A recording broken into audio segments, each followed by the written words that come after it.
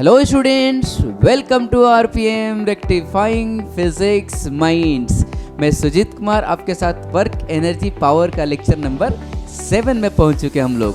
तो इस लेक्चर में स्पेशली हम लोग पढ़ने वाले हैं वर्क एनर्जी थ्योरम। मतलब इसको पढ़ने के लिए आपको वर्क का भी नॉलेज होना चाहिए, एनर्जी का भी नॉलेज होना चाहिए।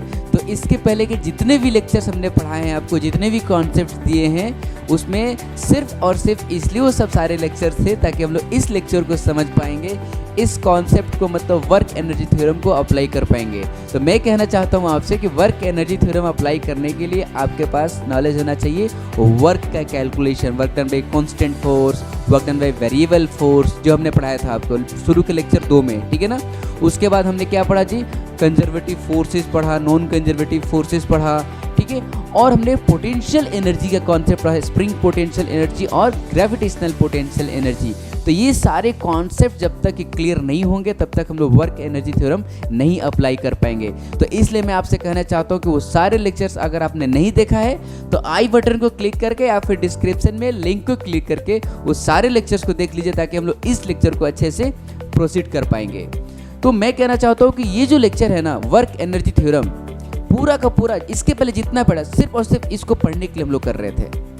तो ओवरऑल ये जो लेक्चर है इस चैप्टर का सबसे ज़्यादा इम्पोर्टेंट लेक्चर होने वाला है, क्योंकि ये चैप्टर ही टिका हुआ है किस पे, वर्क एनर्जी थ्योरम अप्लाई करने के लिए तो सीखते हैं। और एक बार अगर हम लोग इसको सीख गए तो कोई भी क्वेश्चन हम लोग कर सकते हैं। जितना आपको मतलब ये जो थ्योरम है आपको आसान करता है, आपके काम को आसान करता है। जो आप प्रॉब्लम्स करते हैं न्यूटन्स लॉज में, फोर्स वोर्स ये वो ड्रॉ करके क्या क्या निकाल के हम लोग करते थे ना, वेक्टर एडिशन क्या क्या करते थे, वो सारा जो हम लोग एक एक पेज में क्वेश्चंस करते थे, अगर वर्क एनर्जी थ्योरम सीख जाते हैं और जिस तरह से मैं सिखाने वाला हूँ आप एक लाइन में सारे क्वेश्चंस कर डालोगे। मतलब इसलिए ज़्यादा इंपॉर्टेंट है कि हमारे काम को पूरा का पूरा आसान कर देता है। ओके, सो ये लेक्चर है जो बहुत बहुत ज़्यादा इंपॉर्टेंट होने वाला है।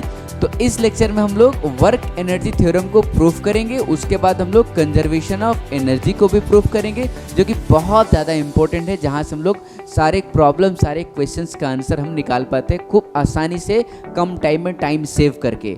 ओके, तो इसके बाद प्रूफ करने के बाद हम लोग बहुत सारे क्वेश्चंस लगाने वाले हैं, लास्ट ईयर प्रीवियस ईयर के आए हुए क्वेश्चंस बहुत सारे लगाने वाले हैं, इंपॉर्टेंट क्वेश्चंस लगाने वाले हैं। और कुछ ऐसा इलस्ट्रेशन जो कि एक ही इलस्ट्रेशन लूँगा उसमें इतना डिटेल नॉलेज आपको मिलने वाला है, कंप्लीट पीएचडी करने वाले हो, ताकि आपको पूरा का पूरा वर्क एनर्जी थ्योरम दिख जाएगा कि लेक्चर ये वर्क एनर्जी थ्योरम क्यों पढ़ते हैं और इसका क्या मतलब, इसकी ब्यूटी क्या है। मतलब आपको इसमें पूरा एनर्जी वर्क का कैलकुलेशन दिखने लगेगा, उस टाइप से मैं आपको कराने वाला हूँ। लास्ट में वो क्वेश्चन आपको मिलेगा। ओके, सो इस इम्पोर्टेंट लेक्चर को पढ़ने के लिए आप अपने दिमाग के बत्ती को जला दीजिए। ओके, पूरा का पूरा ऑन होना चाहिए, ठीक है, और कलम कॉपी लेके बैठ जाइए। So get ready to accelerate your learning with full of energy, with full of excitement. Let's start. तो चलिए स्टार्ट करते हैं हम लोग वर्क एनर्जी थ्योरम। हेडिंग डालिए मस्त एकदम, वर्क एनर्जी थ्योरम। देखिए एक एग्जांपल लूँगा। देखिए वर्क एनर्जी थ्योरम कोई अलग चीज़ नहीं है, जस्ट ये क्या है, काइनेमेटिक्स ही है। मैं आपको काइनेमेटिक्स करके दिखाऊंगा और कुछ नहीं है। बस क्या है जी, ये काइनेमेटिक्स और कुछ भी नहीं है, ठीक है ना। जो भी हम लोग वेलोसिटी एक्सीलरेशन का बातें करते हैं वो सारा हम लोग वर्क एनर्जी थ्योरम में अटैच कर सकते हैं। और जितना काइनेमेटिक्स में आपने प्रॉब्लम किया, न्यूटन्स लॉज में प्रॉब्लम किया, वो सारे प्रॉब्लम्स आप वर्क एनर्जी थ्योरम के हेल्प से कर सकते हैं, ठीक है। वर्क एनर्जी थ्योरम क्यों डेवलप किया गया, तो आपके क्वेश्चंस को आसान करने के लिए, आपके काम को आसान करने के लिए। अगर हम वर्क एनर्जी थ्योरम जानते हैं तो जो भी क्वेश्चन हम लोग न्यूटन्स लॉ से करते थे ज़्यादा टाइम लगता था, इसको करेंगे तो कम टाइम में फिनिश हो जाएगा। इसलिए वर्क एनर्जी थ्योरम मार्केट में लाया गया। चलिए ठीक है, देखते ये क्या है। मान लीजिए कोई कार है, ये चल रही थी u वेलोसिटी से, ठीक है। इसकी वेलोसिटी हो गई v, कुछ डिस्प्लेसमेंट s चलने के बाद, ठीक है ना। कुछ वेलोसिटी हो गई, क्या इसकी v हो गई s डिस्प्लेसमेंट चलने के बाद। डेफिनेटली इसमें एक्सीलरेशन हुआ होगा, ठीक है ना। एक्सीलरेशन होगा तभी तो इसकी वेलोसिटी चेंज होगी। हम लोग काइनेमेटिक्स ही तो पढ़ रहे हैं, ठीक है ना। तो एक्सीलरेशन ही तो क्या है, cause of change of velocity है, ठीक है। तो मैं इसका डिस्प्लेसमेंट निकालना चाहता हूँ कि इसका डिस्प्लेसमेंट कितना होगा। तो हम लोग क्या लिखते हैं equation, v square equals to u square plus 2as, ठीक है। चलिए डिस्प्लेसमेंट इसका निकालिए, तो डिस्प्लेसमेंट हो जाएगा v square minus u square by 2a हो गया, ठीक है ना। दिस इज व्हाट डिस्प्लेसमेंट, ठीक है। अब ये डिस्प्लेसमेंट हुआ, एक्सेलरेशन a था, इतने में इसकी वेलोसिटी v हो गई। मैं क्या करूँगा कि मैं इसमें फोर्स निकालूंगा, ठीक है ना। देखो एक्सीलरेशन आया है, इसका मतलब ये हुआ कि डेफिनेटली फोर्स लगा होगा, ठीक है ना। और आपको न्यूटन सेकेंड लॉ ही तो एक्सीलरेशन देता है ना। बोलता है न्यूटन सेकेंड लॉ कि F net is what, m into a, यही देता है ना। मतलब किसी भी सिस्टम पे, किसी भी ऑब्जेक्ट पे नेट फोर्स इक्वल्स टू क्या होगा, एम इंटू ए। मतलब एम इंटू ए करते हैं तो हमें क्या मिलता है, नेट फोर्स मिलता है, ना कि कोई इंडिविजुअल फोर्स मिलता है। आपने बहुत सारा क्वेश्चंस भी किया होगा ऐसे, जैसे मान लो इस पर 10 न्यूटन का फोर्स लग रहा है, ठीक है, और इसमें फ्रिक्शन इधर की तरफ लग रहा है 2 न्यूटन, ठीक है। तो इसका एक्सेलरेशन निकालना है तो क्या लिखते हो कि एफ नेट क्या है यहाँ पे 10 माइनस 2 है, ठीक है, इक्वल टू क्या लिखोगे बाबू मेरा, ए में। मान लो इसका मास क्या है 3 kg, तो आप लिख दोगे 3 इंटू ए, तो ए क्या आ गया 8/3 मीटर पर सेकेंड स्क्वायर।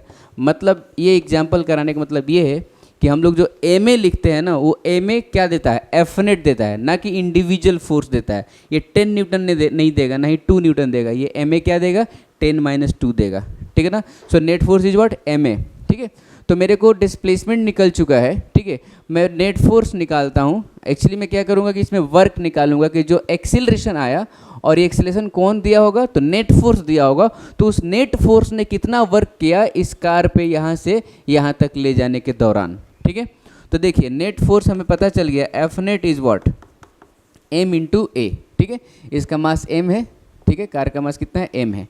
तो चलिए work done by net force निकालिए, F net, work done by F net कितना होगा, तो force into displacement m into a, और यहाँ आ गया v square minus u square by 2a आ गया, ठीक है। ए ने ए को मार डाला, तो work done by F net, work done by F net is, कैसे लिख सकते हैं हम लोग, थोड़ा सा ब्रैकेट ब्रेक करके लिख लो यहाँ पे, है ना। तो क्या हो जाएगा मेरा बाबू, m we square by 2 minus m u square by 2 हुआ, ठीक है। काफ़ी इंटरेस्टिंग है, आपको अच्छा लगेगा। देखो F net work done by F net, F net मतलब क्या होता है, summation of all the forces, ठीक है ना। ऐसा कह सकते हैं क्या कि इस एफ नेट के अंदर ही सारे फोर्सेस छुपे हुए, एफ नेट के अंदर सारे फोर्सेस छुपे हुए। अब एफ नेट क्या क्या हो सकता है बताइए, तो एफ नेट इसमें हो सकता है, मतलब हम लोग सारा का सारा फोर्स लिखेंगे, ठीक है ना। Work done by net force लिखना है, तो नेट फोर्स में क्या क्या कार पे लग सकता है, आप सोचिए, इमेजिन करिए क्या क्या फोर्स लग सकता है। तो लगने को तो इन्फिनाइट नंबर ऑफ फोर्सेस लगेंगे, बहुत सारे फोर्सेस। एक आएगा मच्छर टकरा जाएगा, मच्छरी फोर्स लगा दी, एयर फ्रिक्शन लग गया, कार और ग्राउंड को जो फ्रिक्शनल फोर्स लग गया जो ग्राउंड सरफेस के साथ लगता है ना, ग्रेविटी भी लग सकता है ना, कहीं स्प्रिंग से बांध दिया तो स्प्रिंग भी लग सकता है, बहुत सारे तरीके के फोर्सेस लग सकते हैं कि नहीं। आप रास्ते पे जा रहे हो, कार जा रही है, उसको चाटा मार दिया कार को, कार बेचारी रोने लगी, तो कार को एक चाटा वाला फोर्स लग गया, है ना। तो सारे फोर्सेस कारण वर्क डन जो होगा चेंज इन काइनेटिक एनर्जी होता है, ठीक है। और उसी को मैं लिख रहा हूँ एफ नेट इक्वल्स टू, अब देखो जो इन्फिनाइट नंबर ऑफ फोर्सेस लिखेंगे ना, उतना लिखते लिखते हम समझ रहे हो ना, दिन का रात और रात का दिन हो जाएगा, स्वर्ग सिधर जाएंगे, ठीक है ना। तो कहने का मतलब कि मैं तो कैटेगरी में डिवाइड किया हूँ ना, कैटेगरी में डिवाइड किया हूँ ना फोर्सेस को, तो मैं बोल सकता कि हाँ बहुत सारा, अगर स्प्रिंग लगा, ग्रेविटी लगा, तो मैं बोलूँगा हाँ कंजर्वेटिव फोर्स है। अगर हमने एफ सी लिख दिया, एफ कंजर्वेटिव लिख दिया मैंने, इसका मतलब ये हो कि हम सारे फोर्सेस लिख दिए जो कंजर्वेटिव फोर्सेस हैं, ठीक है ना। उसके बाद मैंने लिख दिया क्या, एफ नॉन कंजर्वेटिव, ठीक है ना। अब नॉन कंजर्वेटिव जो होगा सारा सारा लिख दिया, ठीक है ना। और क्या हो सकता है, मान लीजिए कि इस कार पे बाहर से कुछ फोर्स लग रहा है, F net, sorry F external, F external मतलब बाहर से कोई फोर्स लग रहा है, एक्सटर्नल फोर्स कार पे, ठीक है ना। तो वो भी एक हो सकता है एफ एक्सटर्नल, ठीक है ना, वो भी एक्सटर्नल फोर्स लग सकता है।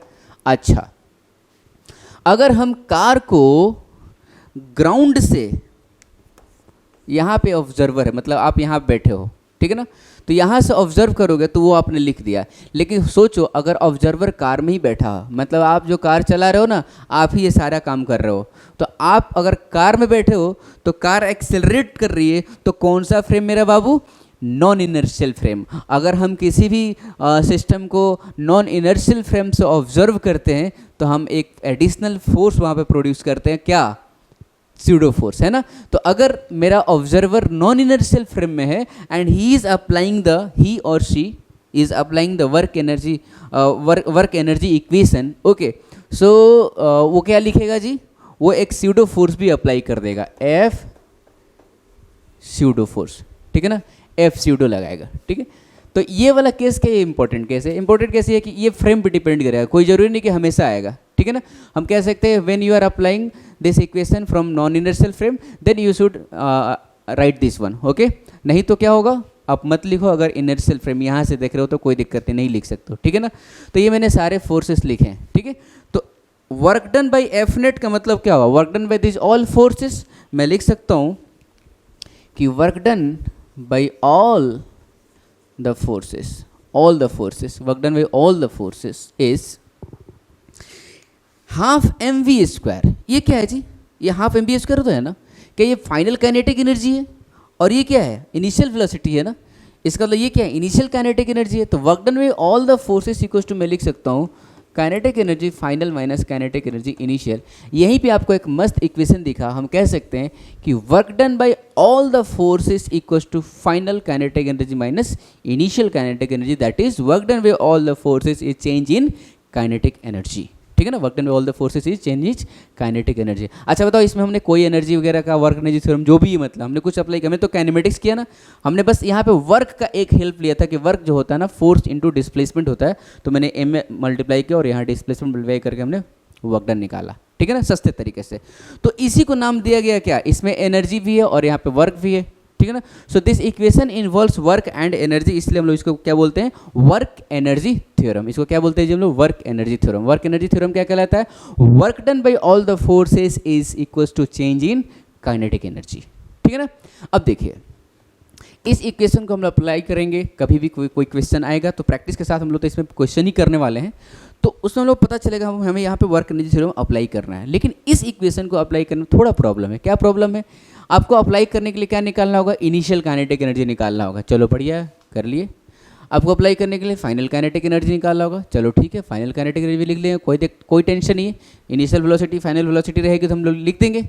लेकिन work done by all the forces अगर बोलेगा कोई तो उसमें प्रॉब्लम हो जाएगी। अगर मैं आपसे बोलूँ कि work done by gravity equals to this, just मैं बोल रहा हूँ वर्क डन बाय ग्रेविटी निकालना है, तो आपका फोकस किस पे रहेगा, अच्छा ग्रेविटी पे निकालना है ना, ग्रेविटी कारण वर्क डन निकालना है।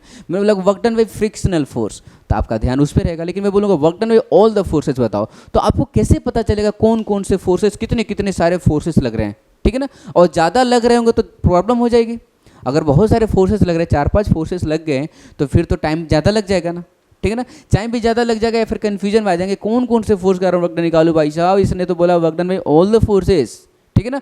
तो इसको ध्यान में रखते हुए मैं इस इक्वेशन को सिंप्लीफाई करूंगा और आपको निकाल के इसमें दूंगा कि आपको एक फोर्स पे क्या ध्यान रखना होगा, ठीक है ना।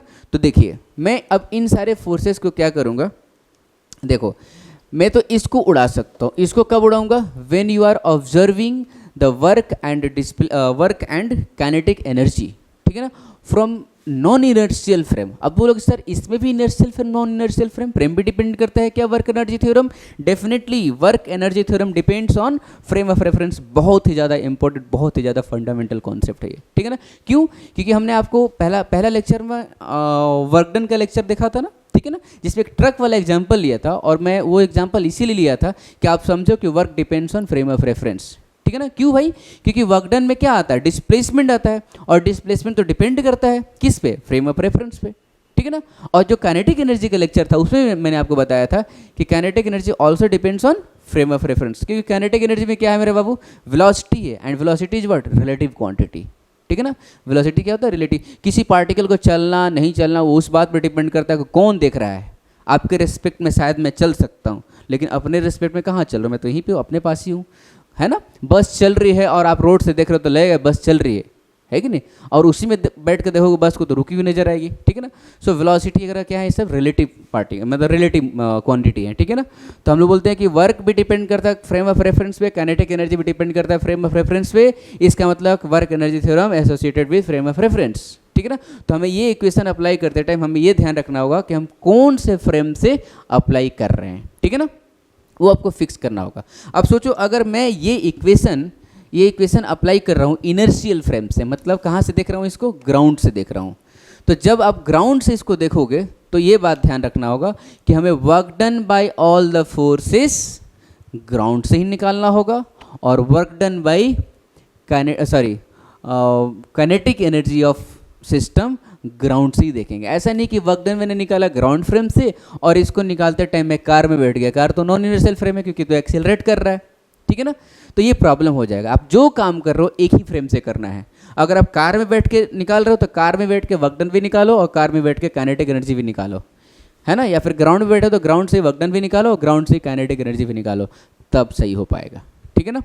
चलिए, तो अगर हम इनर्शियल फ्रेम से करते हैं, ठीक है, तो देखो मैं क्या लिखूंगा यहाँ पे, वर्क डन में ऑल द फोर्सेस में क्या आएगा मेरे बाबू, तो work done by conservative force आएगा plus work done by non conservative आ जाएगा और work done by external force आ जाएगा, ठीक है ना, equals to kinetic energy final minus kinetic energy initial आ जाएगा, ठीक है ना।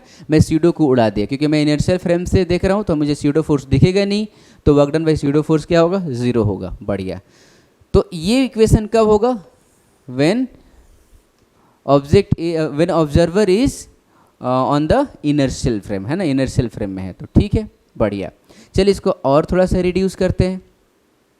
देखिए work done by conservative force क्या होता है, हमने आपको बताया था कि work done by conservative force is change in potential energy का निगेटिव होता है, याद होगा ना। Work done by external force is minus of WC, ठीक है, और work done by external force जो होता है वो डेल्टा U के बराबर होता है, ठीक है ना। तो ये सारे रिलेशन आपको याद होंगे, ठीक है, मैंने इस पर बहुत अच्छे से कराया है। आप इसका लेक्चर अगर नहीं देखें तो ज़रूर देखिएगा। तो मैं लिख सकता हूँ यहाँ पे work done by conservative force को मैं लिख सकता हूँ minus delta U, delta U मतलब change in potential energy, plus work done by non conservative force plus work done by external force equals to kinetic energy final minus kinetic energy initial. बहुत अच्छे। तो work done by non conservative force, work done by external force equals to kinetic energy final minus kinetic energy initial plus delta U, delta U। अच्छा, delta U को मैं U final minus U initial लिख दूँ, इधर delta U आया, अब delta U को मैं क्या लिख दूंगा, U final minus U initial, ठीक है। अब देखिए मैं इस यहाँ पे क्या लिख सकता हूँ, kinetic energy final plus potential energy final, और यहाँ पे माइनस काइनेटिक एनर्जी है माइनस पोटेंशियल एनर्जी है तो माइनस कॉमन ले लीजिए, और kinetic energy initial plus potential energy initial आ जाएगा, ठीक है। तो बताइए आप, kinetic energy plus potential energy क्या हम लोग बोलते हैं, मैकेनिकल एनर्जी बोलते हैं, टोटल मैकेनिकल एनर्जी कहते हैं, है ना। तो टोटल मैकेनिकल एनर्जी को मैंने लिख दिया mechanical energy final minus mechanical energy initial, minus mechanical energy initial, ठीक है।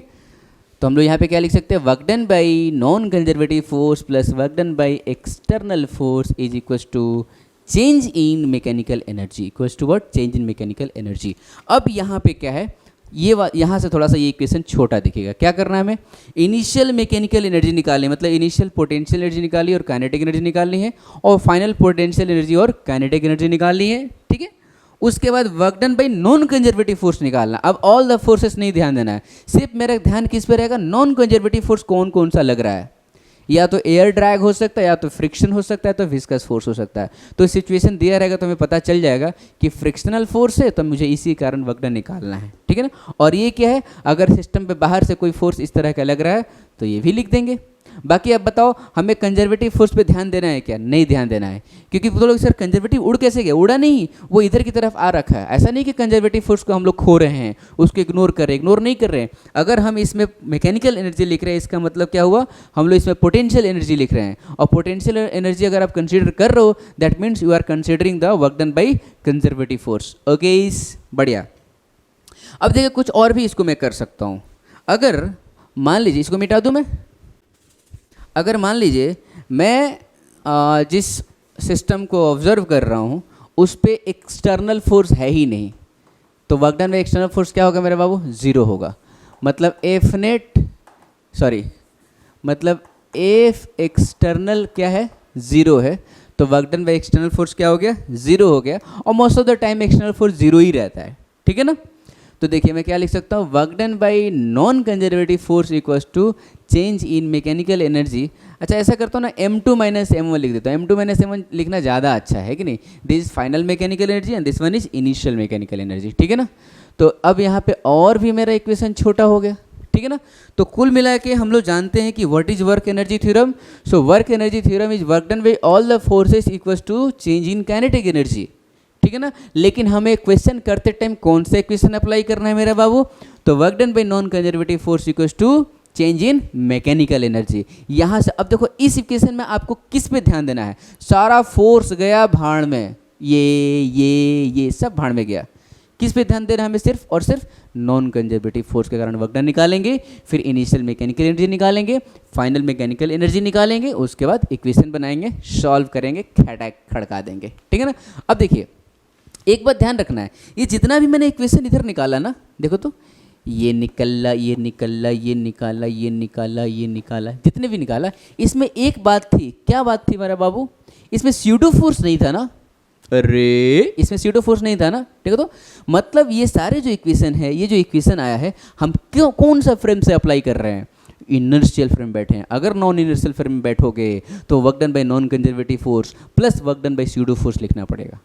तो ये इनर्शियल फ्रेम के लिए, और नॉन इनर्शियल रहेगा तो आप एक स्यूडो फोर्स का वर्क डन आपको कंसीडर करना पड़ेगा। यहाँ पे आप क्या लिख दोगे, नॉन इनर्शियल फ्रेम रहेगा तो non conservative force plus work done bye pseudo force, ठीक है ना, equals to m2 minus m1, ठीक है।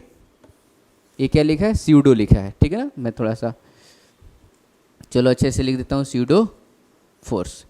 अगर आप नॉन इनर्शियल फ्रेम से देख रहे हो अप्लाई कर रहे हो तो ये इक्वेशन अप्लाई करोगे, इनर्शियल फ्रेम से देखोगे तो ये इक्वेशन अप्लाई करोगे, ठीक है ना।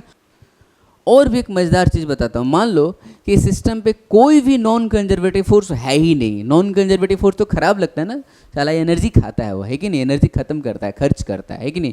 तो ऐसा सिस्टम मैंने लिया, चाहे ऐसा क्वेश्चन दिया हुआ है कि उसमें कोई भी नॉन कंजर्वेटिव फोर्स नहीं है, उसमें नॉन कंजर्वेटिव फोर्स है ही नहीं।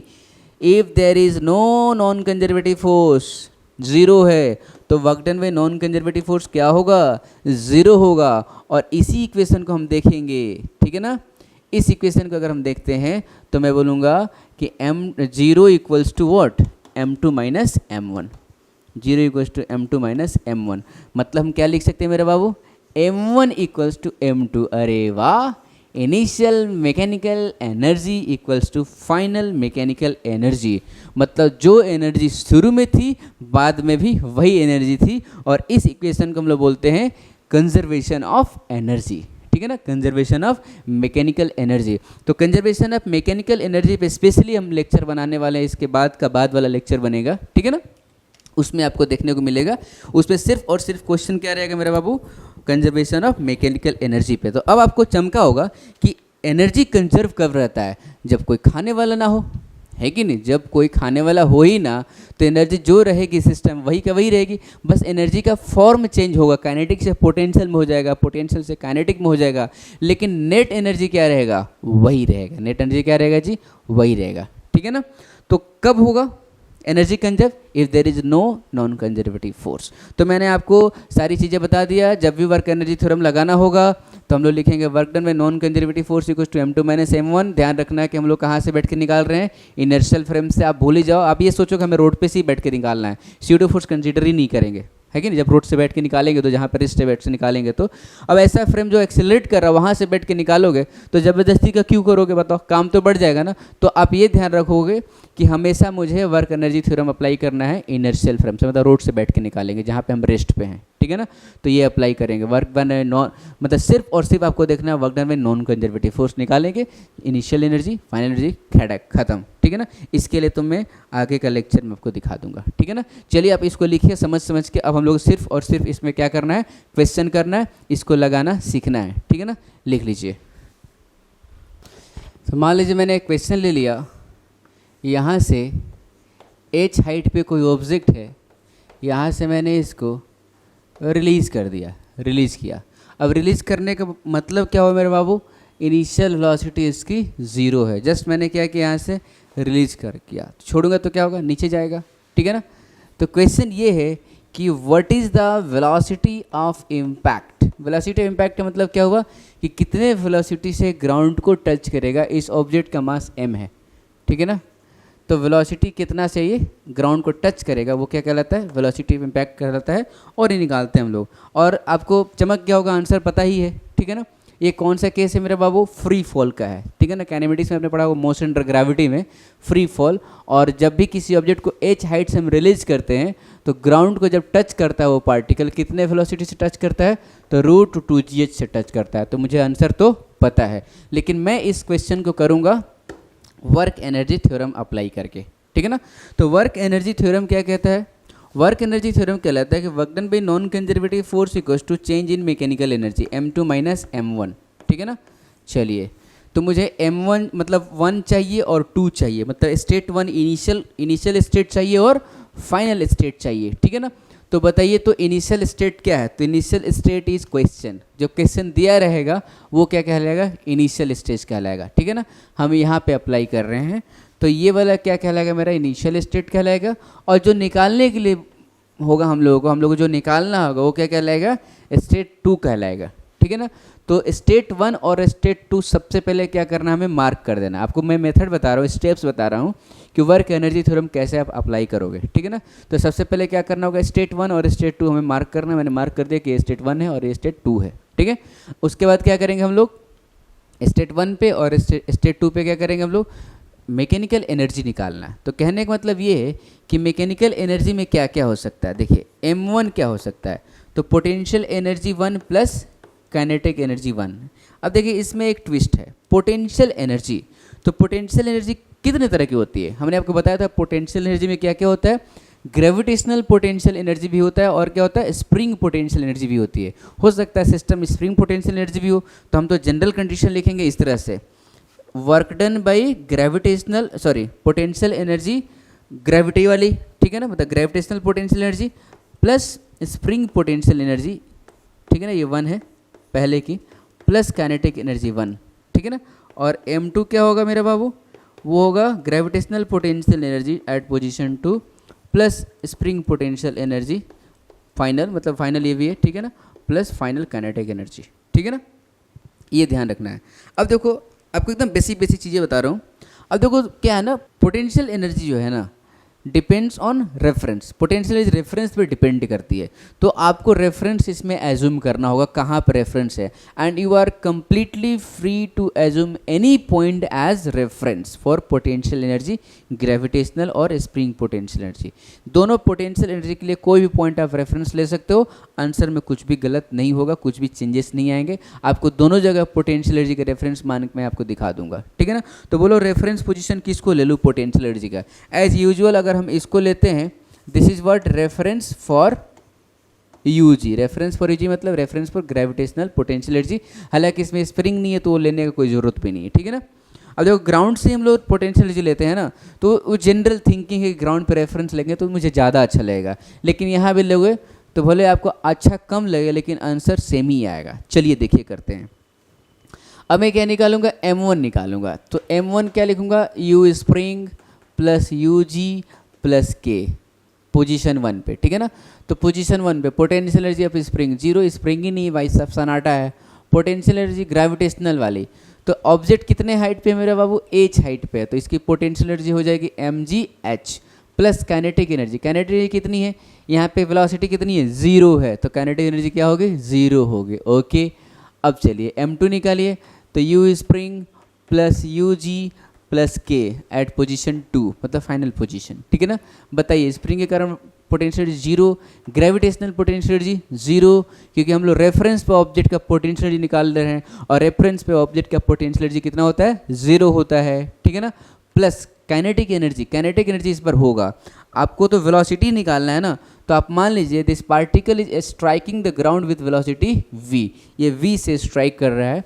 तो यहाँ पे v से अगर स्ट्राइक कर रहा है, इसका मास m है, तो इसकी काइनेटिक एनर्जी हो जाएगी half mv²। Okay, work done by non conservative force निकालना है, क्योंकि मैंने क्या क्या निकाल लिया, m2 भी निकाल लिया, m1 भी निकाल लिया। अब work done by non conservative force निकल जाए तो काम हो जाएगा। अब बताइए, is there any non conservative force in between this, कोई नॉन कंजर्वेटिव फोर्स लग रहा है क्या, बताओ। फ्रिक्शन लग रहा है क्या, नहीं लग रहा है, ठीक है ना। अगर फ्रिक्शन लगता, और इसमें कौन सा फ्रिक्शन का टाइप हो सकता है, पॉसिबिलिटी क्या है, एयर फ्रिक्शन का, एयर रेजिस्टेंस का हो सकता है। लेकिन क्वेश्चन में नहीं बोला है तो हम लोग क्या मानेंगे, एयर फ्रिक्शन लग ही नहीं रहा है, ठीक है ना, एयर फ्रिक्शन लग ही नहीं रहा है। तो क्योंकि फ्रिक्शनल फोर्स ही नहीं है तो फ्रिक्शनल वर्क डन क्या होगा, वर्क डन में नॉन कंजर्वेटिव फोर्स क्या होगा, 0 होगा। नॉन कंजर्वेटिव फोर्स तो क्या होता है, फ्रिक्शन ही होता है। अब हम लोग m1 m2 और नॉन कंजर्वेटिव सब कुछ पता चल गया, तो हम लोग इक्वेशन लगा देंगे। तो मैं लिख दूंगा work done by non conservative force equals to m2 minus m1, 0 equals to m2 is what मेरे बाबू, half mv² minus mgh, half mv² minus mgh। तो मैंने लिख दिया half mv² equals to mgh, minus minus cancelled, m ने m को मार डाला, सो v इज √2gh। अरे आया कि नहीं आया? देखो अब बोलोगे सर इसका आंसर तो √2g डायरेक्ट फॉर्मूला से आ जाता है, आपने इतना लंबा कराया। मैंने लंबा कुछ नहीं कराया, ठीक है ना, मैं आपको अभी सिखा रहा था कि आपको कैसे अप्लाई करना है, इसलिए इतना लंबा हुआ। बाकी हम तो एक लाइन में कर देते। कैसे करते? मेरे को देखते ही पता चल गया था कि नॉन कंजर्वेटिव फोर्स तो है ही नहीं, तो 0 हो गया, ठीक है। तो इसका मतलब हमारे दिमाग में खटक गया था कि मैकेनिकल एनर्जी क्या होगा, कंजर्व होगा। तो मैं वहाँ का एनर्जी लिखता, वहाँ का एनर्जी क्या होता है, mgh होता है क्योंकि काइनेटिक 0 है, और यहाँ पे लिखता हाफ mv² क्योंकि पोटेंशियल यहाँ 0 होता है। तो मैं डायरेक्ट क्या लिख देता था मेरे बाबू, half mv² equals to mgh लिख देता और वेलोसिटी आ जाता खड़क। क्यों? क्योंकि मेरा प्रैक्टिस हाई है, क्योंकि मैं बार बार किया हूँ इसको, ठीक है ना। जब आप भी कर लोगे तो इतना लिखने की जरूरत नहीं। तो अभी हम लोग क्या कर रहे हैं, सीख रहे हैं, और जब चीज़ें सीखते हैं तो थोड़ा सा स्लो में चलना पड़ता है। आप साइकिल चलाते हो ना, साइकिल चलाते हो ना, साइकिल जब सीखे थे तो कैसे कैसे चला रहे थे? जब साइकिल शुरू में चला रहे थे, तो जब शुरू में चलाते थे साइकिल ना, तो हमें रोड पे देखना पड़ता है, आगे देखना पड़ता है रोड कैसा है, किधर की तरफ लेके जाना है, कभी कभी हैंडल को भी देखना पड़ता है कि नहीं। हैंडल को देखो चाहे ना देखो, लेकिन हमें किसको देखना है, रोड को देखना है। लेकिन हम देखते किसको चलाते टाइम, पैडल को देखते हैं, हमारा पैर सही से जा रहा है ना, पैडल को देखते हैं ना, और भाई साहब रोड को नहीं देखते। ये तो गलत बात है ना। अगर साइकिल हम सीखते हैं तो ऐसे ही करते हैं ना, पैडल को देखते हैं, ठीक है ना, हमारा पैर सही जा रहा है कि नहीं। वो तो होता है सामने पीछे में रहता है, कोई पकड़ा उन्हें तो ठुक जाएगा कहीं ना कहीं, है ना, तो उस टाइम बच जाते हैं हम लोग। लेकिन तो सोचो आप सीखते टाइम क्या करते हो, पैडल को देखते हो, धीरे धीरे चलते हो, भाई पकड़ो पकड़ो पकड़ो। पीछे सिखाने वाला तेज इंसान रहता है ना, तो कहता हाँ भाई पकड़े हैं पकड़े हैं, चलाओ चलाओ चलाओ, तो हमको लगता है पकड़ा है तो हम चलाते रहते हैं, ठीक है ना। बीच में जो छोड़ते रहता है, बीच में छोड़ते रहता है, अगर तेज है सिखाने वाला तो उसमें क्या डर है, सिर्फ डर खत्म हो जाएगा। आप चलाना सीख गए, और चलाना सीख गए तो फिर भाई साहब हैंडल छोड़ के चलाओ ना, मस्त एकदम स्टंट मारो। तो कहने के मतलब अभी नया नया है, हम लोग सीख रहे हैं, इसलिए इतना सारा स्टेप्स मैं आपको बता रहा हूँ, पकड़ के बता रहा हूँ आपको। फिर आपको कॉन्फिडेंस बिल्डअप हो जाएगा, फिर छोड़ दूंगा, आप खेलते रहना वर्क एनर्जी थ्योरम के साथ। आपको मैं खेलना भी सिखा दूंगा, चिंता ना करो, आने दो 1-2 लेक्चर और, एकदम मस्त वर्क एनर्जी थ्योरम के साथ आप मस्त खेलोगे, ठीक है ना। तो चलिए इस क्वेश्चन को लिखिए और उसके बाद हम लोग और भी क्वेश्चन लगाते हैं। तो मैंने एक क्वेश्चन ले लिया, एक ब्लॉक है, पढ़िए क्वेश्चन को, आप समझिए इसको अच्छे से। एक ब्लॉक है, मास m का इनिशियली v0 स्पीड से मूव कर रहा है, और वो रफ सरफेस जो है उसमें वो एंट्री करता है, ठीक है ना, ये रफ सरफेस है। अब इसमें एंट्री करेगा तो क्या होगा, इसकी वेलोसिटी डिक्रीज होगी, फ्रिक्शनल फोर्स लगेगा, ठीक है ना, फ्रिक्शनल फोर्स लगेगा, बहुत बढ़िया। तो बोला कि इसका मैक्सिमम डिस्प्लेस टोटल डिस्टेंस बताइए। क्या बोला है जी, इसका टोटल डिस्टेंस बताइए। डेफिनेटली टोटल डिस्टेंस का मतलब ये हुआ कि पार्टिकल चलते चलते जब रुक गया, डेफिनेटली रुकेगा ना, तो इसकी वेलोसिटी क्या हो गई, 0 हो गई, ठीक है ना। तो हमें डिस्टेंस बताना है, मतलब ये जो चला ना यहाँ से लेके यहाँ तक, ये एस बताना है, ठीक है ना, एस बताना है, ठीक है। चलिए ठीक है, मास m है ब्लॉक का, कोई टेंशन नहीं है। तो मैं क्या करूँगा, देखिए क्या करूँगा, मैं स्टेट 1 स्टेट 2 फिर work done by non conservative force, ठीक है। तो मैंने एस मान लिया, इसको डिस्टेंस टोटल है, ठीक है। तो आप मार्क कर दो, this is what state 1, this is what state 2, ठीक है ना। ओके, तो हमें क्या निकालना है, m1 m2 और work done by non conservative force. तो m1 के लिए मैंने लिखा u spring plus u gravity plus kinetic energy at position 1, ठीक है ना। तो स्प्रिंग के लिए 0। अच्छा रेफरेंस मानना पड़ेगा इसमें ना, तो आप मान लो रेफरेंस फॉर यूजी, मतलब दिस पोजीशन वर्थ, मतलब ये जो हाइट है ना यूजी के लिए हाइट है, ठीक है ना, यूजी के लिए लाइन क्या है, रेफरेंस लाइन है। तो कहने मतलब कि पोटेंशियल एनर्जी यहाँ भी ऑब्जेक्ट का 0 है और यहाँ भी ऑब्जेक्ट का पोटेंशियल एनर्जी 0 ही है, ठीक है ना, क्योंकि रेफरेंस से ऊपर ऊपर नहीं जा रहा, रेफरेंस पे ही है हमेशा, ठीक है। खैर अपना धर्म बनता है लिखना। Plus kinetic energy initial kinetic energy क्या है मेरे बाबू, हाफ mv0², ठीक है ना। तो m1 हमने निकाल लिया, m2 निकालिए, m2 क्या होगा, u spring 0, u gravity 0 plus kinetic energy क्या है, फाइनली वेलोसिटी 0 है ना, तो 0। अच्छा अब बताइए work done by non conservative force, क्या यहाँ पे कोई नॉन कंजर्वेटिव फोर्स लग रहा है या फिर नहीं लग रहा है, बोलो लग रहा है कि नहीं लग रहा है। तो देखो ये तो रफ सरफेस है ना, फ्रिक्शनल फोर्स लग रहा है, और फ्रिक्शनल फोर्स क्या होता है मेरे बाबू, नॉन कंजर्वेटिव फोर्स होता है। तो work done by non conservative force निकालिए। तो पहले ऐसा करते हैं ना, फ्रिक्शनल फोर्स कितना लगा, तो म्यू एम जी लगेगा, सिंपल सी बात है। इसमें नॉर्मल रिएक्शन कितना लग रहा होगा, इसमें नॉर्मल रिएक्शन ऐसे कितना लग रहा होगा मेरे बाबू, ये एम जी लग रहा होगा, ठीक है ना। तो फ्रिक्शन का फॉर्मूला क्या होता है, म्यू इंटू एन होता है, तो म्यू एम जी लगा, ओके। तो वर्क डन बाई फ्रिक्शन क्या होगा, वर्क डन बाई फ्रिक्शन क्या हो जाएगा, तो फ्रिक्शन तो इधर लगा और डिस्प्लेसमेंट इधर लगा, ऑलवेज फ्रिक्शन अपोज करता है ना, ठीक है ना। तो मैं लिखूंगा माइनस फ्रिक्शन इंटू एस, मतलब minus mu M G into S, मतलब work done by non conservative force हमारे पास आ गया minus mu M G into S. तो हमारे पास क्या क्या निकल गया, m1 निकल गया, m2 निकल गया, work done by non conservative force भी निकल गया। अब हम लोग इक्वेशन लगा देंगे, ठीक है ना। इक्वेशन लगा दीजिए, क्या हो जाएगा, work done by non conservative force equals to m2 minus m1, m2 is what, 0, m2 is 0, m1 is half m v not square, this is what m1 net, ठीक है ना। ये तो 0 है और ये क्या है, half m v not square है, ठीक है। और work done by non conservative force minus mu M g S से, minus mu M g S, ठीक है।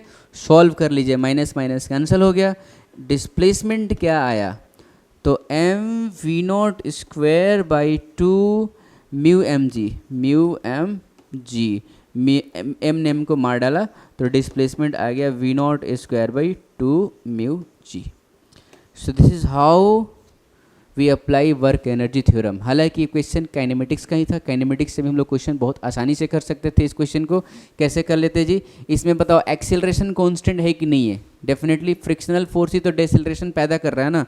तो फ्रिक्शनल फोर्स के कारण डेसिलरेशन कितना होगा बताइए, ए इक्वल टू क्या लिखेंगे हम लोग, माइनस म्यू जी लिखेंगे। देखो तो फोर्स तो इसमें क्या लगा, यही लगा ना, इसमें हम लोग इसके मास से डिवाइड कर देंगे तो एक्सेलेरेशन निकल जाएगा।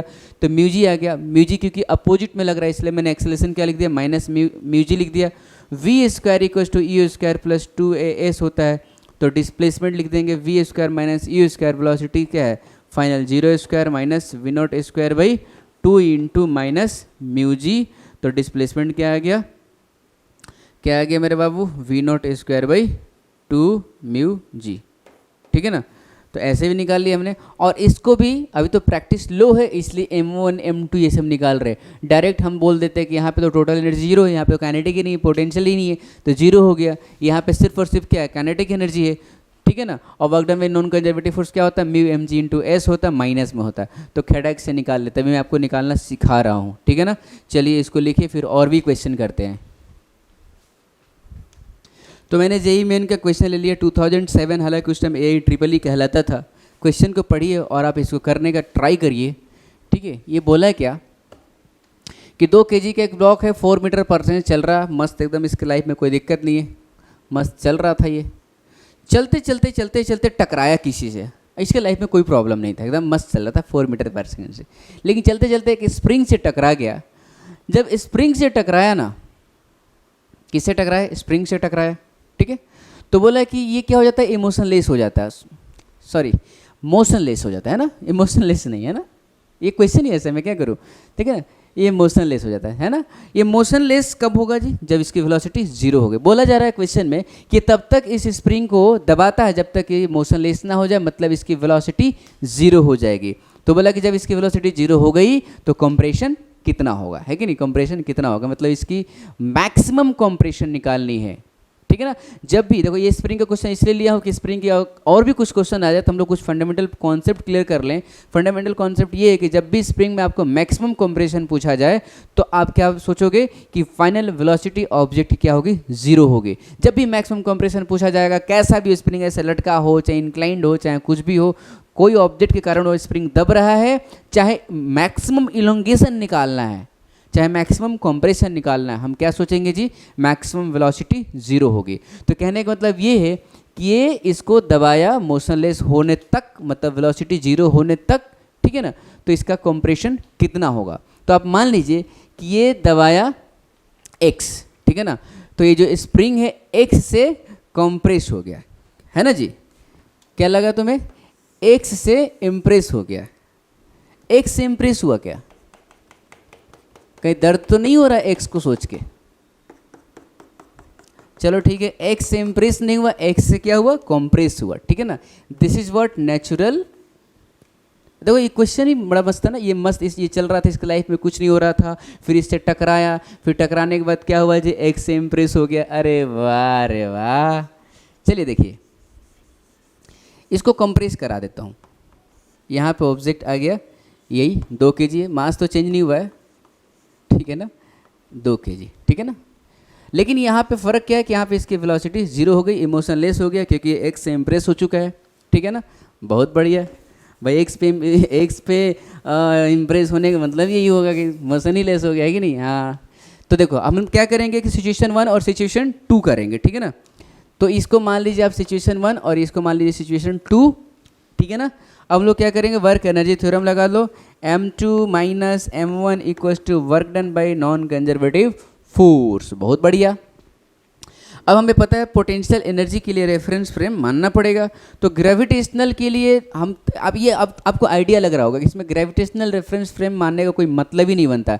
जब ऑब्जेक्ट एकदम सेम सरफेस पे चल रहा है तो आपको ग्रेविटेशनल पोटेंशियल एनर्जी नहीं माननी है, उसके लिए रेफरेंस फ्रेम मानना ही नहीं है, क्योंकि यहाँ पे जो ग्रेविटेशनल पोटेंशियल एनर्जी होगी यहाँ भी वही होगी, क्योंकि सरफेस पे वही है, ठीक है ना। तो इसको रेफरेंस फॉर पोटेंशियल एनर्जी मानोगे तो यहाँ भी सेम ही होगा, ठीक है ना। तो नहीं मानोगे तो भी काम चलेगा। जब ऑब्जेक्ट का हाइट वेट चेंज होगा ना तो आप मान लेना ग्रेविटेशनल पोटेंशियल एनर्जी का रेफरेंस। लेकिन इसमें स्प्रिंग पोटेंशियल एनर्जी का रेफरेंस मानना पड़ेगा, और हमने आपको पहले ही स्प्रिंग वाले लेक्चर में बताया है कि ऑब्जेक्ट का स्प्रिंग में पोटेंशियल एनर्जी 0 कहाँ पे हम लोग लेते हैं जी, नेचुरल लेंथ पे। तो हमने बोला कि this position is what, reference for spring potential energy. This is what, reference for spring potential energy. कौन सी, स्प्रिंग पोटेंशियल एनर्जी। बहुत बढ़िया। तो m1 और m2 बताइए, ठीक है। तो m1 में यहाँ लिख दूँ क्या, m1 is what, spring plus gravity plus kinetic, ठीक है ना। यहाँ पे क्या स्प्रिंग कॉम्प्रेस हुआ, नहीं हुआ। ग्रेविटी रेफरेंस पे है, इसी को ले लो रेफरेंस फॉर ग्रेविटी, ठीक है। तो 0। काइनेटिक एनर्जी, हाँ बिल्कुल है, kinetic energy half mv², 2 cancel, 16 आया, ठीक है। चलिए m2 निकालिए। m2 के लिए फाइनल स्प्रिंग, यहाँ पे मैंने बोला x से ये क्या हुआ था, कंप्रेस हुआ था, x को अब भूल जाओ, ठीक है ना, इस x पे ध्यान दो। तो m2 क्या हो गया बताइए, m2 क्या हुआ, स्प्रिंग की पोटेंशियल एनर्जी कितना से x से कंप्रेस हुआ, तो हाफ kx²। k कितना है मेरा बाबू, 1000 इंटू x², 1000 ही है ना, 10,000 है, सॉरी ये 10,000 है ना, 10,000 है, ठीक है। प्लस ग्रेविटेशनल 0, काइनेटिक भी 0, क्यों, रुक गए यहाँ पे तो, ठीक है।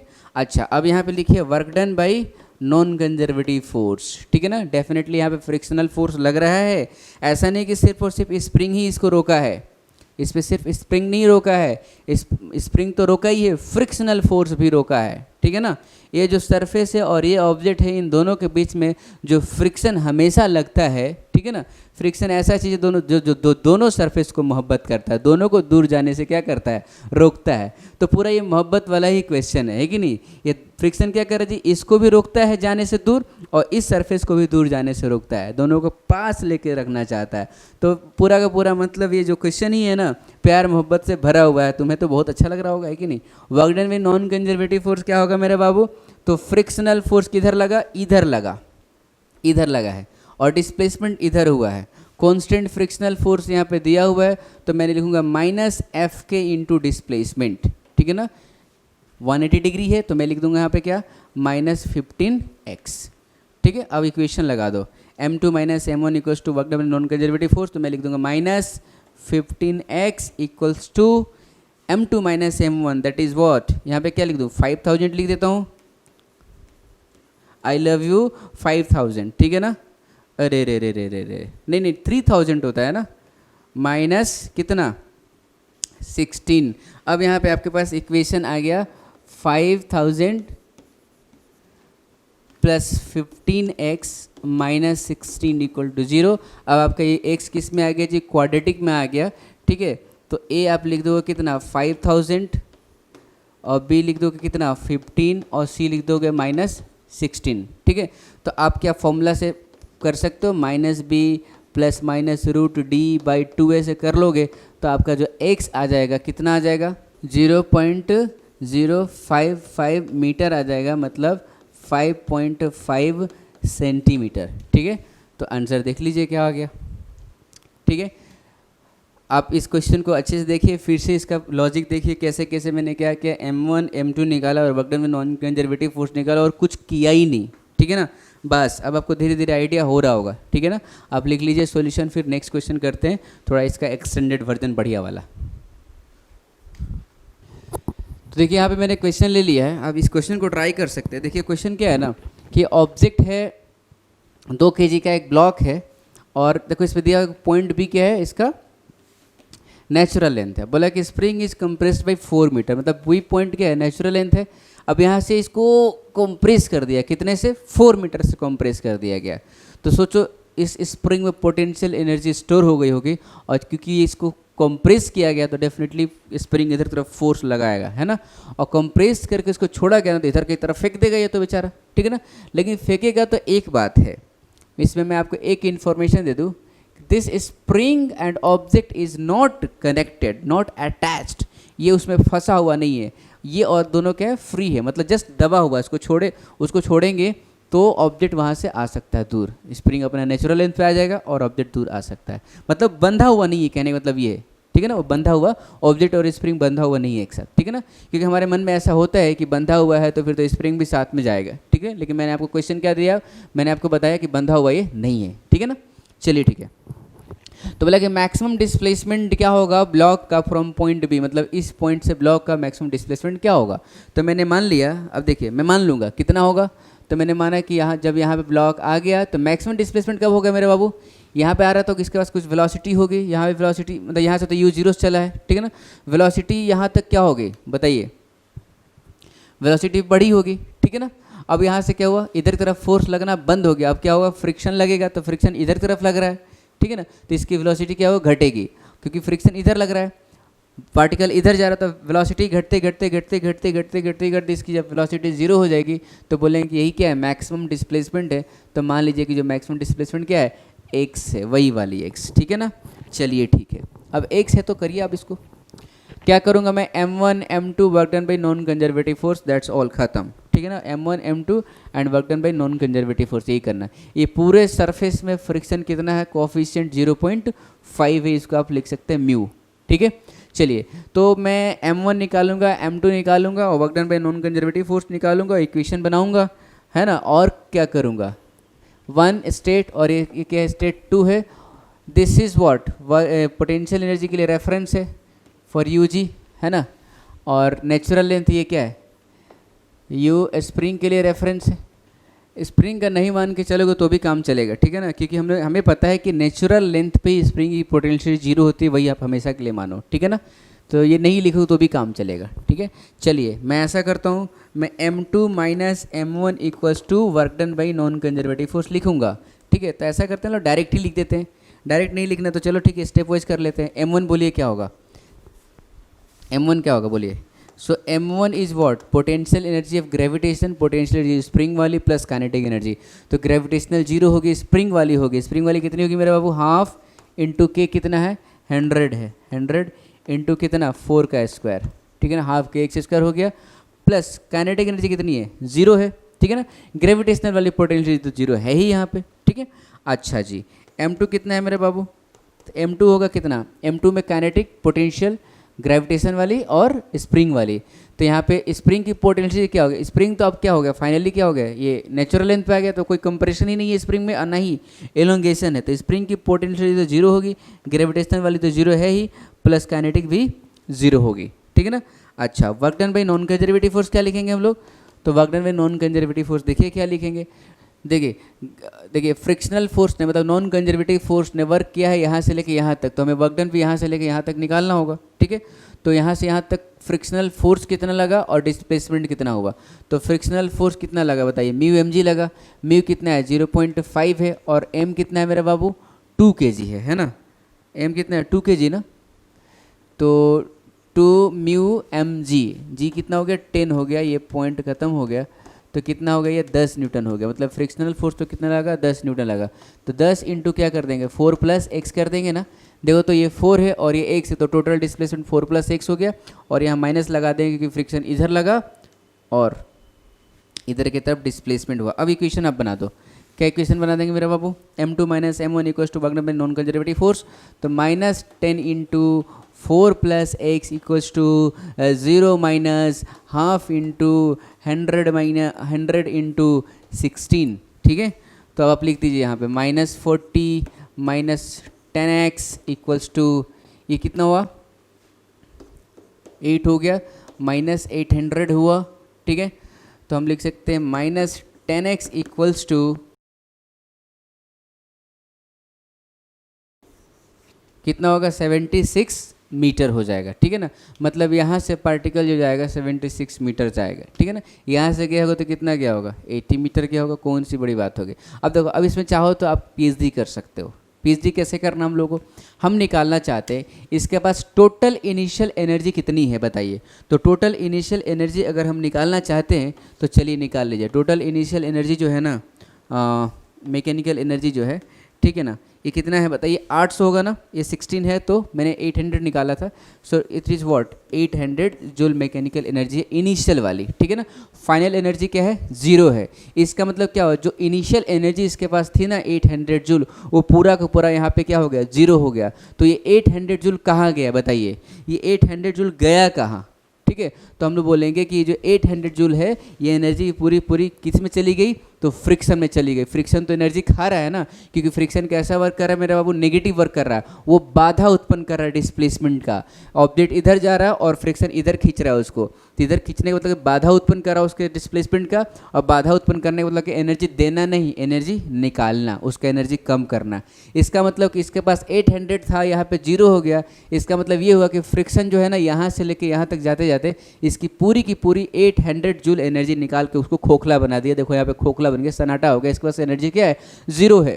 तो डेफिनेटली इसका मतलब ये हुआ कि इसके पास 800 जूल एनर्जी है, तो पूरा का पूरा फ्रिक्शन ने खाया है। इसका मतलब वर्क डन बाय फ्रिक्शन कितना होना चाहिए, 800 जूल होना चाहिए ना। लेकिन क्योंकि खाया है तो कितना आंसर आना चाहिए, -800 जूल आना चाहिए। टोटल एनर्जी हमारे पास 800 जूल है, फ्रिक्शन खा गया। ठीक है ना, तो फ्रिक्शन जब खाया तो पूरा पूरा उसका वर्क डन कितना होना चाहिए, 800 जूल होना चाहिए माइनस में, क्योंकि खाया है ना। तो देखिए, तो मैं अभी निकालना चाहूँगा वर्क डन बाय फ्रिक्शन। अगर work done by friction -800 joule आता है, इसका मतलब आंसर क्या है, सही है हम लोग का। ठीक है ना, थोड़ा सा हम लोग फील ले रहे हैं इसका। तो चलिए वर्क डन बाय फ्रिक्शन निकालेंगे अगर हम लोग, तो क्या लिखोगे, फ्रिक्शन का फोर्स कितना लगा मेरे बाबू, 10 लगा, इनटू डिस्प्लेसमेंट कितना हुआ बताइए। तो ये वाला डिस्प्लेसमेंट कितना है, 76 है, और ये कितना है, 4 है। मतलब टोटल डिस्प्लेसमेंट कितना हुआ, 80 हुआ। तो 80 लिख दिया मैंने। ठीक है ना, माइनस लगा दूंगा, तो वर्क डन बाय फ्रिक्शन कितना आया, -800 जूल आया। Work done by friction -800 joule आने का मतलब ये हुआ कि इसने 800 जूल एनर्जी निकाल लिया। प्लस आने का मतलब क्या होता है, एनर्जी उतना दे दिया।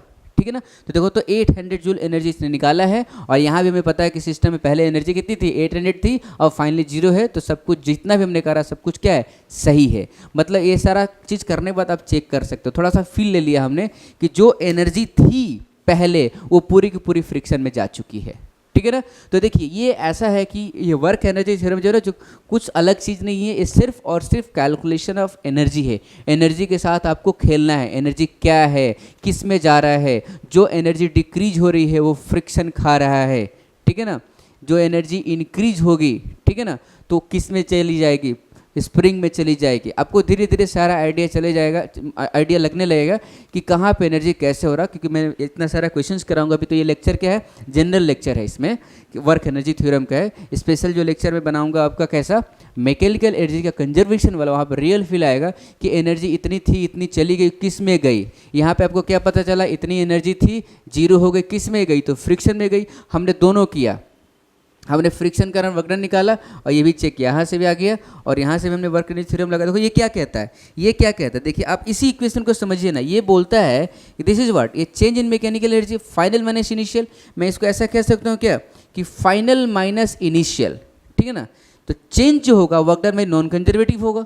अच्छा, work done by non conservative अगर नेगेटिव आता है, इसका मतलब क्या हुआ, m2 छोटा होगा, m1 बड़ा होगा, है ना। मैं इसको ऐसे भी लिख सकता हूँ ना, इस इक्वेशन को मैं कैसे लिख सकता हूँ, m1 minus m2 equals to minus of work done by non conservative force.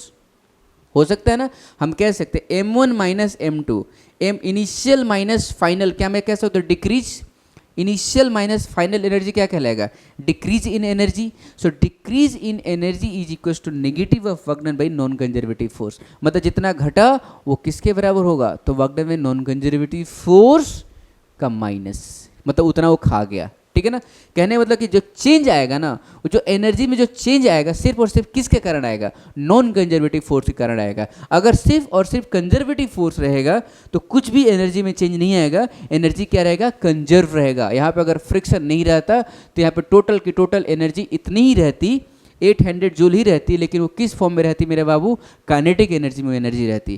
क्योंकि फ्रिक्शन नहीं रहता तो इसकी एनर्जी जो है ना 800 जूल है, तो यहाँ पे स्प्रिंग तो जीरो हो जाता है, स्प्रिंग नेचुरल लेंथ पे आता तो उसकी एनर्जी क्या हो जाती है, जीरो हो जाती।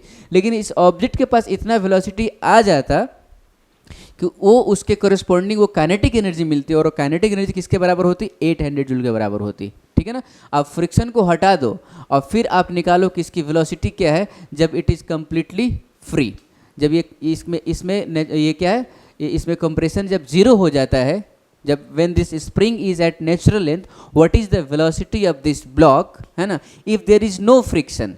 तो आप निकालोगे तो इसकी वेलोसिटी इस तरह से आएगी कि उसके कोरिस्पॉन्डिंग जब एनर्जी निकालोगे तो 800 जूल एनर्जी आएगी।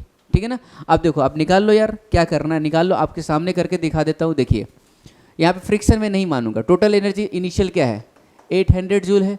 एनर्जी जब खत्म नहीं हुआ है, इसका मतलब कि initial energy equals to final energy. ठीक है, तो मैं लिख दूंगा 800 joule equals to final energy क्या, half m into v square. ये पूरी की पूरी काइनेटिक एनर्जी में आ जाएगी। यहाँ पे जब ब्लॉक आएगा तो इसके पास वेलोसिटी कितनी मिल जाएगी, v मिल जाएगी। ठीक है ना, तो देखो 2 कैंसिल कर दो, 2 क्या आएगा, √800 आएगा। मतलब इसके पास वेलोसिटी रहेगी √800 मीटर पर सेकेंड, और ये वेलोसिटी कभी नहीं खत्म होगी क्योंकि फ्रिक्शन ही नहीं है, तो इतने वेलोसिटी से हमेशा जाएगा। और √800 के कोरिस्पॉन्डिंग अगर आप निकालते हो एनर्जी तो क्या आएगा आपका, 800 जूल आ जाएगा, हाफ इंटू 2 इंटू √800 का स्क्वायर, तो कितना हो जाएगा, 800 जूल एनर्जी आ जाएगी। आई बात समझ में, ये फाइनल मैकेनिकल एनर्जी है। ठीक है, तो इस तरह से मतलब आप लोग जो भी करोगे ना, जो भी आप कैलकुलेशन कर रहे हो एनर्जी का, वो सारा का सारा कैलकुलेशन आपको दिखना चाहिए कि एनर्जी किस में कौन सी एनर्जी थी, कहाँ गई, है ना, किस में एनर्जी कौन सा घटा तो किस में कन्वर्ट हुआ। यहाँ पे हमने फ्रिक्शन हटा दिया तो पूरी पूरी स्प्रिंग की जो पोटेंशियल एनर्जी थी सारी की सारी किस में आ गई थी, ऑब्जेक्ट के काइनेटिक एनर्जी में, और हमेशा रहेगी। उसके पास इस तरह से वेलोसिटी मिला कि इस वेलोसिटी के करस्पॉन्डिंग एनर्जी कितना आया, 800 जूल आया।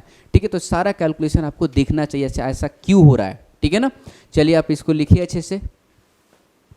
तो इस इंपॉर्टेंट लेक्चर को हम लोग यहीं पे एंड करते हैं। जितने भी प्रॉब्लम्स हमने आपको कराए उस सारे के सारे प्रॉब्लम्स आप फिर से करिए। अगर आपको थोड़ा भी डाउट है तो उसको फिर से करिए, थोड़ा भी अगर परेशानी आपको हुई है तो फिर से देख सकते हैं थोड़ा सा पीछे ले जाके, क्योंकि ये लेक्चर अगर आपको अच्छे से समझ में आ जाता है और लास्ट में जो 2-3 प्रॉब्लम्स मैंने आपको कराया वो सारे के सारे प्रॉब्लम्स का खुद से लगाइए, खुद से कैलकुलेशन करिए, उल्टा से सीधा, सीधा से उल्टा, पूरा अच्छे जैसे मैंने आपको कराया पूरा का पूरा आप देखिए, आपको कॉन्फिडेंस बिल्डअप हो जाएगा। उसके बाद कोई भी क्वेश्चन आपको नहीं छूटने वाला है। ओके, सो इस लेक्चर से अगर आपको कोई भी क्वेरीज है तो आप हमारे फेसबुक पेज पे या फिर इंस्टाग्राम पेज को फॉलो करिए, उस पर आप हमसे बात करिए, मैं आपको आपका डाउट क्लियर करूंगा। ओके, सो अभी के लिए thank you so much for watching, all the best, take care, जय हिंद।